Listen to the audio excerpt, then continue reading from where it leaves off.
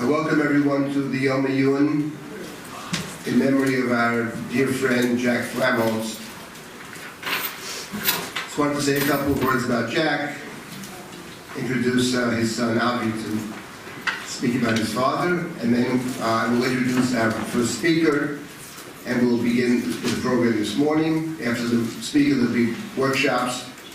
We'll reconvene briefly before lunch, and in the afternoon, a similar schedule.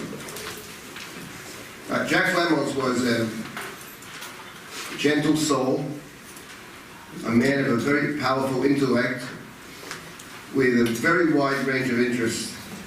Jewish interests. He was a very traditional Jew in a certain sense, and he was a very untraditional person in another. Tremendous range of interests, tremendous interest in how things work, how things should work.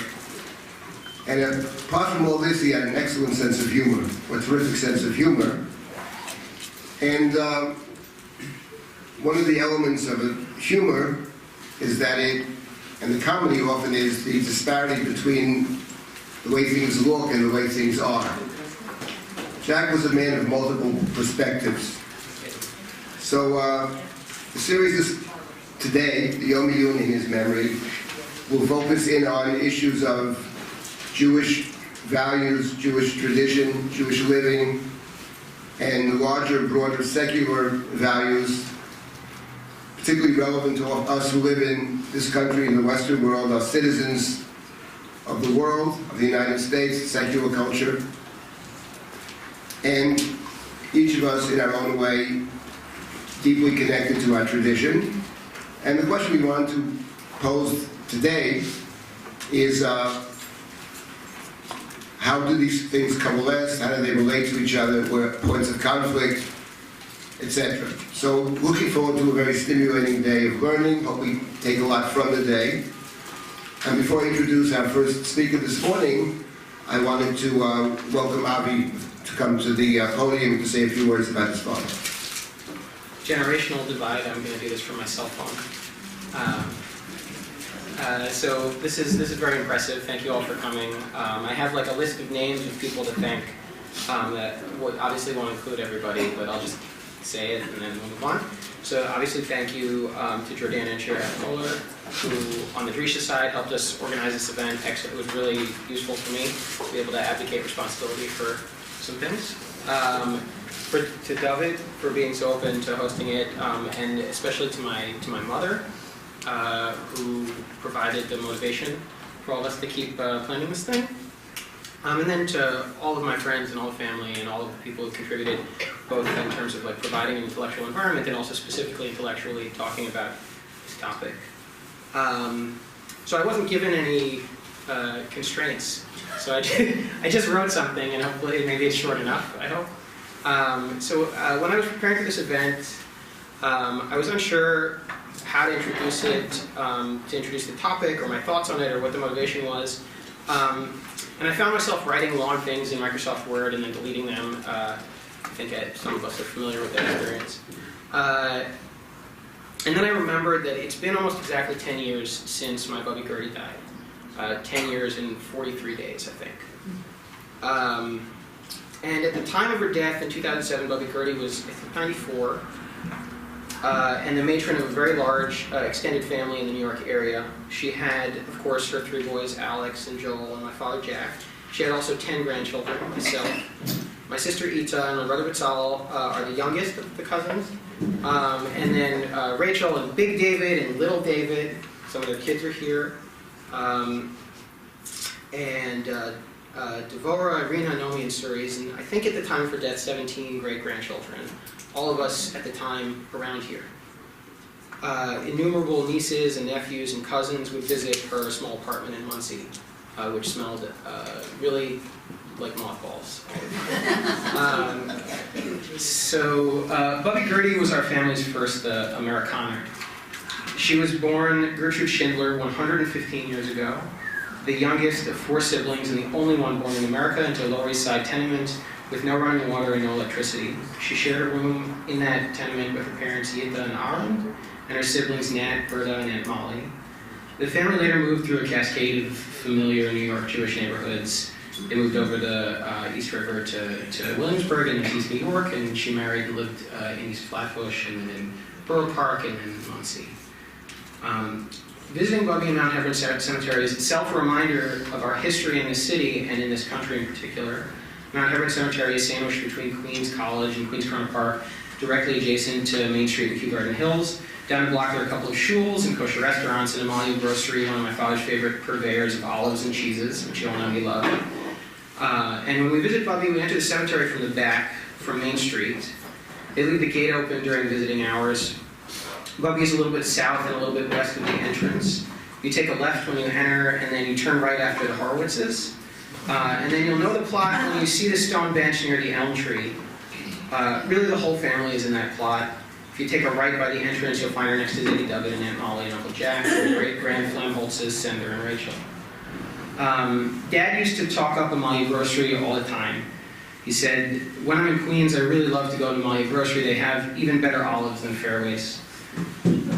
He loved the wrinkly black olives and the mild French feta, and it never occurred to me to ask him what he was doing in Queens, but on the occasional Sunday he would show up with olives and cheese, and it seems to me now obvious in retrospect that he was visiting the family. This is something that I think on sometimes when I visit Bubby in Queens, especially now that I'm far away in California, and especially now that it's hard to visit. So I have a beautiful picture of the young brothers Flamholz in my room in Oakland. My dad is a blurry toddler in the foreground, and Alex and Joel are in sharp focus, looking punkish and clean-cut in their little Yankees caps.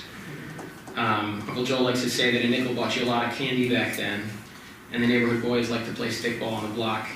You really had to be a Yankees fan after 1957 when the Dodgers left. Rachel says that I look a lot like Joel from then. And I have a really hard time imagining those particular boys walking a half mile on the mean streets of South Brooklyn to take a city bus 3 miles to Crown Heights Yeshiva, which is where they all went to middle school. I think it was a different time. I also have a hard time imagining how Bubby Gertie managed, both financially and emotionally, when Zadie David died in 1963 of hospital-acquired pneumonia.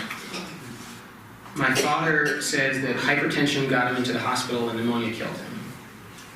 Dad was only 12 at the time, and Bubby Gertie found herself with 3 boys, 2 on the precipice of adulthood, and 1, my father, on the precipice of bar mitzvah. I remember how annoyed I was when I was forced to sit with my father and learn my bar mitzvah parsha. How didactic he was about the nachtas and the zarkas, and I imagine how proud he was to have the opportunity and how frightened he had been that he might drop dead before it happened. So we really have to thank God and science for statins, which lengthen many of your lives, and hopefully mine too. So I spent a few days ago some time speaking with my Uncle Joel to answer my question. And the answer, it turns out, to the question of how Bubby Gertie sustained herself is quite literally the city of New York. And not just in the way that the city is dense with family and personal history, and how that can sustain you, but also in the literal paycheck sort of way. And Molly had been working for the city, and got Bubby a job there as a bookkeeper, down by City Hall or up by City Hall, depending on your perspective. Imagine that, a single mother sustaining and feeding her son, my father, in Brooklyn on a city salary and giving him an extremely fine Jewish and scientific education. That salary paid for my father's remaining time in Crown Heights Yeshiva and his tuition at Brooklyn Torah Academy, where he edited the yearbook and managed the basketball team. The city salary also paid for my dad's food and housing when he, the inveterate mama's boy, lived at home through his college degree in physics at Brooklyn Polytechnic, right near my old apartment in Fort Greene. That city job also furnished Bubby with a pension that sustained her into old age. That made it simpler for us to all visit and love and care for her. So I'm going to collapse the extended metaphor and expose my agenda here for a second. Both sides of my family came to this country on purpose, and then this country and this city literally and figuratively sustained us as humans, as Jews, and as American citizens for 3 generations. I suspect that we all, or many of us at least, descended from people who came to America, the Golden Medina, on purpose for its incredible qualities, for the relative freedom from oppression, for the booming economy, for its constitutional commitment to freedom of religion, for the possibility of building a family and a community in a world that was decent and free. In 1921, when my grandfather David arrived in New York from Lodz on the heels of the First World War, these qualities were apparent. and nearly unprecedented in world history.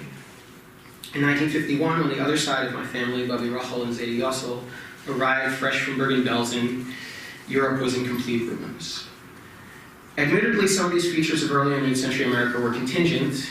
We were far from the European wars, and we had phenomenal natural resources to exploit.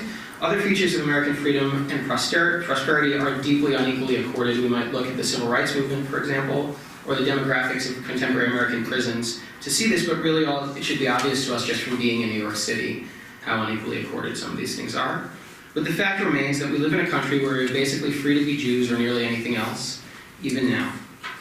And these commitments to freedom and stability are evident in, and I would wager, generated by early American philosophical writings like the Federalist Papers that we can read, writings that my father did read.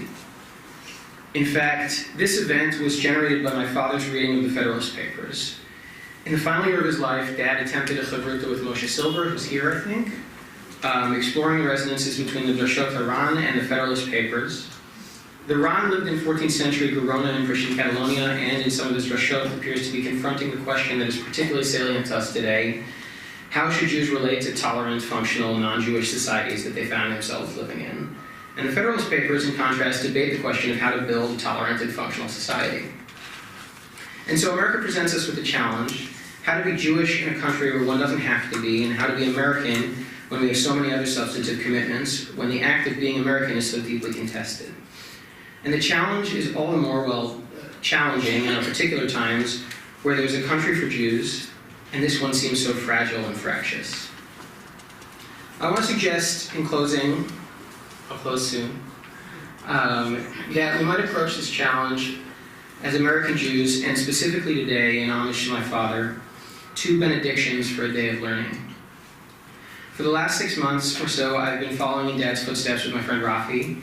He'll be giving a talk later, shameless plug, in learning the Drashot HaRan. Really, we've been ranting about various side topics over coffee at the shul in Berkeley.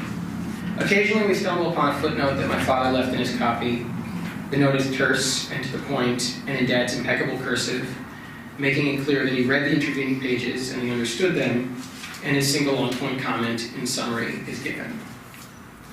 I've subsequently littered the pages of the Ran with much less interesting notes. In light of this experience of my dad's marginalia, I want to suggest that we imagine ourselves today like Billy Collins' Irish monks in their cold scriptoria jotting along the borders of the Gospels. Anonymous men and women catching a ride on a vessel more lasting than ourselves. In my case, that vessel is often Jewish and often American, and very often brought to me through conversations with my father. His clear, concise cursive reminding me that I'm not the first to walk this path, and that there are many fruitful conversations to be had, and things to be accomplished if only we take the time to understand the intervening 30 pages. As my sister Ita said, nothing would have pleased Dad more than to see us all reading together. In homage to my mother, I must also say it's not just about the reading, you know. As for a bracha, words and actions are intertwined. In this vein, I want to also suggest that we imagine ourselves as my father described himself to me, a high school boy, the manager of the BTA basketball team, sitting in rapt attention on the highest steps of the fire escape at Brooklyn Torah Academy, watching the mostly black boys at the neighboring Erasmus High School practice their most elegant game, basketball. They were so good, he said, so coordinated and so practiced. Dad wished he could play like them.